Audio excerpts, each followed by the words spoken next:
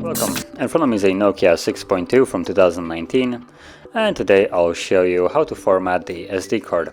So to begin, you want to open up settings, and from settings let's tap on the storage where you should see your SD card, so select that, and from here tap on the three dots and go into storage settings where you should see format option. Choose that, and it will give you a message that performing this will remove all the data from the card. So if there's anything that you would like to keep, you might want to back it up before you begin, otherwise you will lose it.